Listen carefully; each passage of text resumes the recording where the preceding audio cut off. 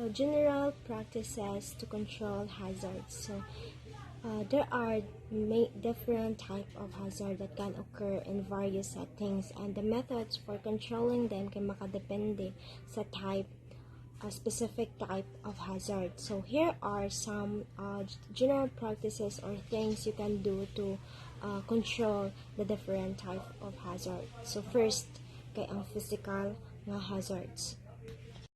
Controlling physical hazards involves identifying potential sources of injury, assessing the risk, and implementing measures to minimize or eliminate those risks. Some ways to control physical hazards include implementing proper machine guarding. So it involves putting up barriers or shields around machinery to protect workers from moving parts or sharp objects. Regular maintenance and repair of equipment. So equipment must be well maintained and regularly inspected to help minimize the risk of failure or malfunction. So proper storage and handling of materials. So it includes storing flammable materials away from potential sources of ignition and ensuring heavy objects are properly lifted and moved. Creating a safe work environment. So it includes proper ventilation and cleaning, as well as removing tripping hazards and other potential risks. Providing appropriate personal protective equipment. So provide workers with safety goggles, hard hats, gloves, or other PPE that could protect them from hazards. It is important to conduct regular safety audits, identify hazards, and implement safety measures to control them as soon as possible. So example nga ba-consider na physical hazard kay ang tools. So tools, once na naa siya guba, niya di nimo ma-check, kay na possibility ma-injury ka. So dapat before siya nimo gamiton, imo siyang inspect if naa ba siya yung mga damage nga para dili na siya nimo dayon o gamit.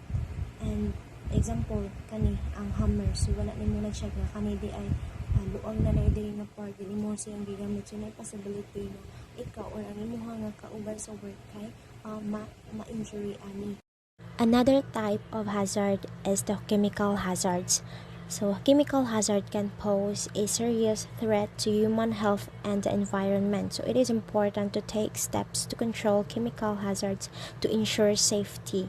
So here are some ways to control chemical hazards. Identify chemical hazards. So identify chemicals in use, assess their hazards, and determine the level of risk they pose.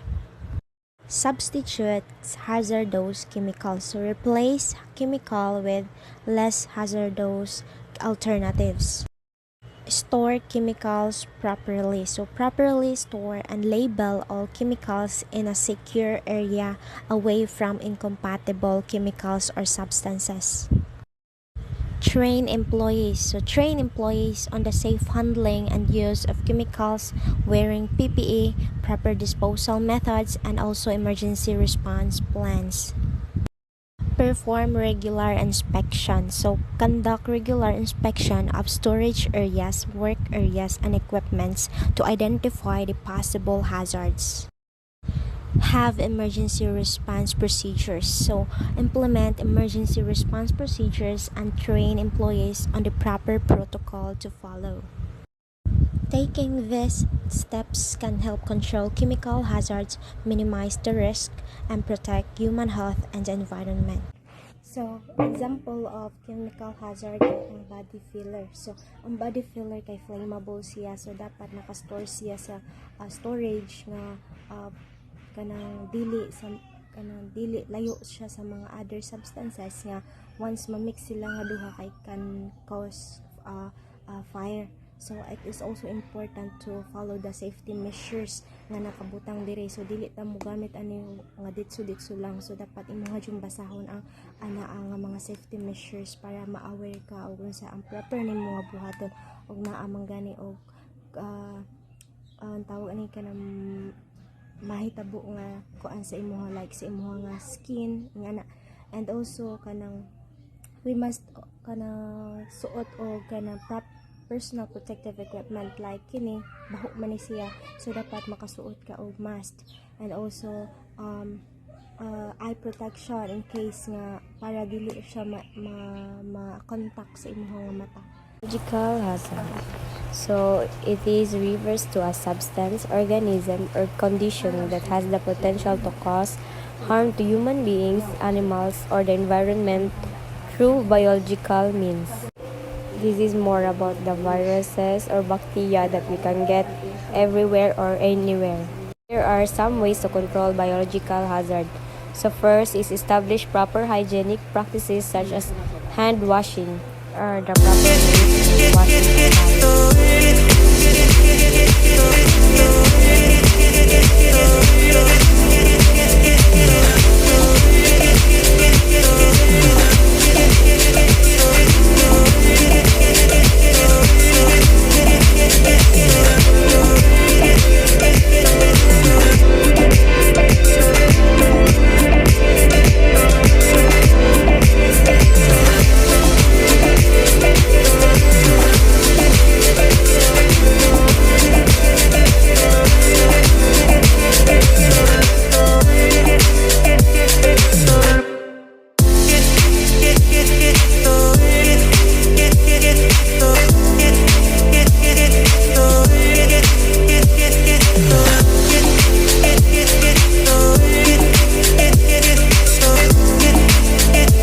So the next one is the proper disposal of contaminated materials. Proper disposal of contaminated materials.